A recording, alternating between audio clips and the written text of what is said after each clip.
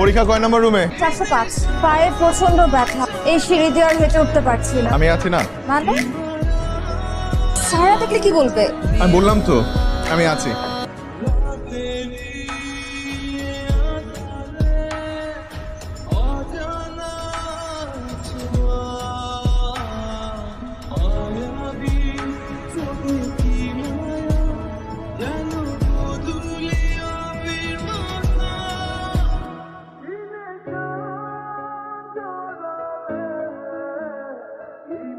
তুমি ভবিষ্যতে কি করবা মনস্থির করছো?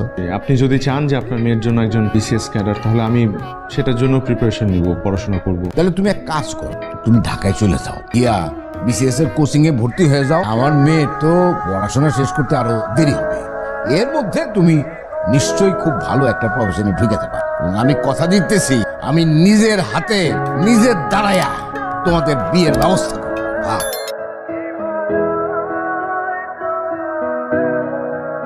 এত দূরে যাচ্ছ, আমাকে ভুলে যাবে না তো? তুমি আমার মনে আঁকা মোনালিসা ছবির মতো, যত দূরেই যাই তোমাকে ভোলা অসম্ভব।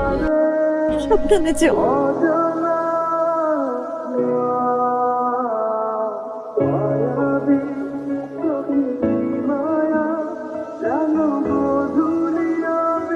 পাত্রপক্ষ তোমাকে দেখতে আসবেন। এই তো কয়েক মাস আগে তুমি রোহানকে মিথ্যা আশ্বাস দিয়ে ঢাকায় পাঠালে। ছেলেটা শুধুমাত্র তোমার কথা রাখতে মাস্টার্স না করে বিসিএস করার চেষ্টা করছে। বুঝতেও পারে না যে তোমার মনে এসব চলছে। এই ফ্যামিলিতে আমার মেয়ের বিয়ে দেবো, এটা তুমি ভাবলে কি করে?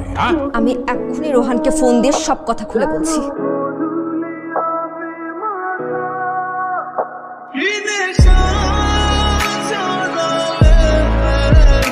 হ্যালো ভাই, আপনি দ্রুত চলে আসেন ভাই খুলনাতে। ভাই কেন, কি হয়েছে? ভাই সূচনার বাবা তো সূচনার জোর করে দিয়ে দিতেছে ভাই। আমি আর মালিকটা বন্ধুর মাধ্যমে জানতে পারলাম ভাই। তোরা থাক, আমি আসতেছি। আমি অবাক হচ্ছি আপনার এই মুখোশ দেখে। সেদিন কি সুন্দর করে আমার সাথে কথা বললেন। আপনার সয় সম্পত্তি, টাকা পয়সার কোনো লোভ আমার নেই। আমি শুধু এই পৃথিবীতে সূচনাকে চিনি এবং সূচনাকে ভালোবাসি। সূচনা, তুমি আমাকে ভালোবাসো? বাসি। তুমি কি সবকিছু ছেড়ে আমার সাথে চলে যেতে পারবে এই মুহূর্তে? তোমাকে ভালোবেসে আমি এই পৃথিবীও ছাড়তে পারি। আই এম সরি বাবা। সূচনা, খুব ভালো করে জানো যে আমার সম্মানে আঘাত লাগলে তাকে আমি পৃথিবী ছাড়া করে দেই।